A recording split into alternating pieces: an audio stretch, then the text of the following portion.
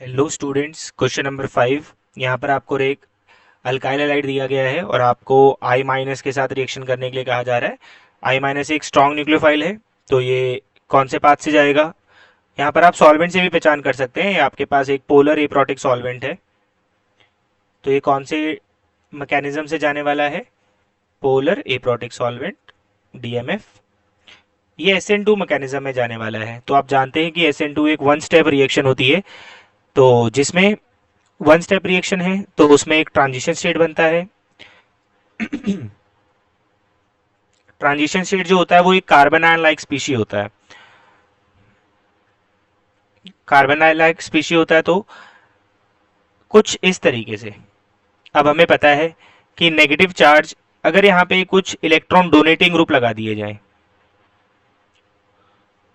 तो वो इस नेगेटिव चार्ज को इंटेंसिफाई करेंगे, तो इसको अनस्टेबल करेंगे। तो अनस्टेबल है तो ये रिएक्शन फॉरवर्ड नहीं जाएगी, ये बैकवर्ड चली जाएगी। तो एक सिंपल सी बात याद रखें कि SN2 हमेशा लेस हिंडर्ड साइड पर जल्दी होती है। लेस हिंडर्ड साइड पर, जहां पर भी लेस हिंड्रेंस होगी वहां पर SN2 जल्दी होने वाला है। अब आपके पास यहाँ पे दो पोजीशन है जहां पर अटैक हो सकता है। पहली पोजीशन तो ये है आपके पास, जहां पर आप हेलोजन को रिप्लेस कर सकते हैं, और दूसरी पोजीशन यहाँ पर ये है आपके पास। तो होगा क्या, यहाँ पर आपका ये Cl माइनस जाने वाला है और यहाँ पर आपका ये वाला Cl माइनस जाने वाला है। तो आपको ये देखना है कि अटैक होगा कहाँ पर, क्योंकि आपके पास एक ही मोल है तो रिएक्शन किसी एक जगह पर होने वाली है। तो अगर यहाँ पर आप देख पा रहे हैं, तो अगर आप इसको अल्फा पोजीशन मान लें तो ये आपके पास बीटा पोजीशन हो जाएगी। तो यहाँ पर आपके पास कुछ कार्बन आयन स्पीशी बनती है।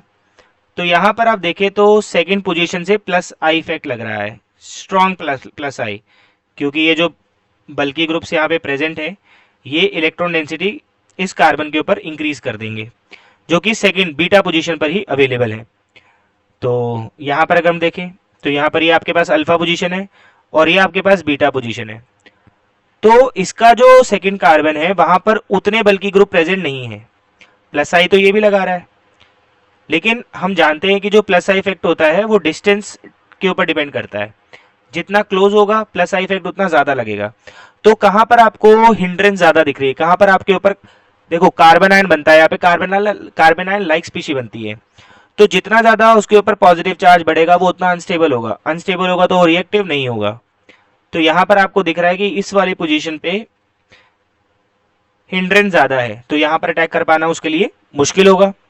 तो कौन सी पोजीशन पर अटैक होगा, तो यहाँ से Cl माइनस लीव कर जाएगा और I माइनस इस पोजीशन पे अटैक करेगा।